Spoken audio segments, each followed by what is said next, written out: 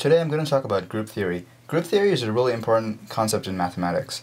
It's useful in a lot of different fields, mostly scientific and technical fields, and if you're an engineer or any other scientist, you probably have used linear algebra, and a lot of linear algebra comes from group theory. And group theory is also useful in other things such as like solving Rubik's cubes, which is mostly group theory.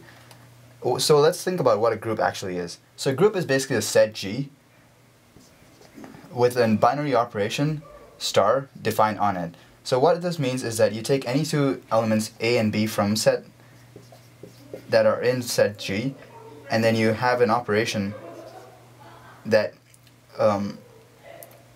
let's just call it times. So A times B gives you C, which is also in G. So this could be a group, but then for this to be a group, there are also a bunch of different other conditions. One of them is that it has to be associative. So what the associative property means is that when you have A times B times C, and then you put B and C in brackets, so you do B times C first, and then you do A times B and then times C. So these must be equal, and that's basically what associative means. And this is just by definition that groups have to have this property. And the other property that they have to have is identity. So what this means is that there must be some element in G, let's call it E, times A, that gives you back A. So no matter what element you take in G, as long as you times it by the identity, it must give you the same element back. So we must have such an identity element.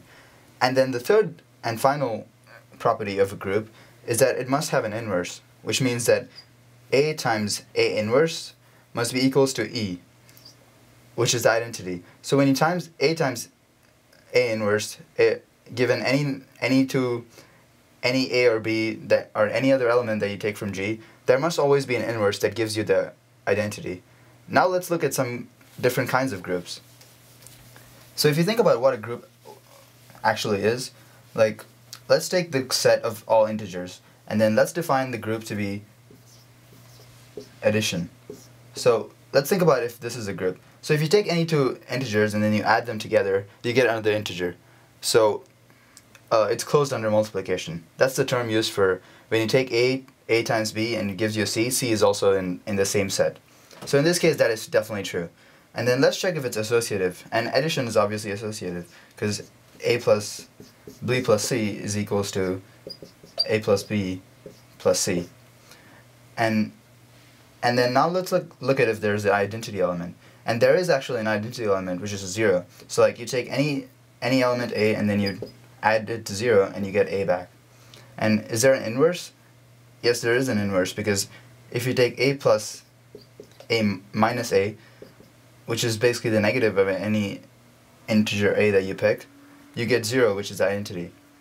So this is clearly a group. And let's think about if the set of rational numbers is actually a group. And we find that it actually is, because you take any two rational numbers, you add them together and you get a different rational number, and then it's associative because addition is associative. And then you can also have an identity, which is also 0 in this case, and you have an inverse, which is the negative of that irrational number. But now let's look at if irrational numbers are a group under multiplication.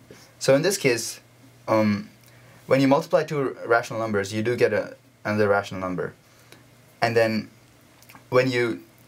multiplication is associative too.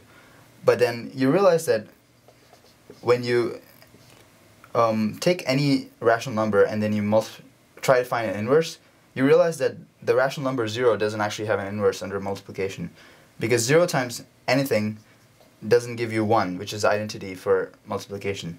So this is actually not a group. But then what if you took 0 out of the set of rational numbers?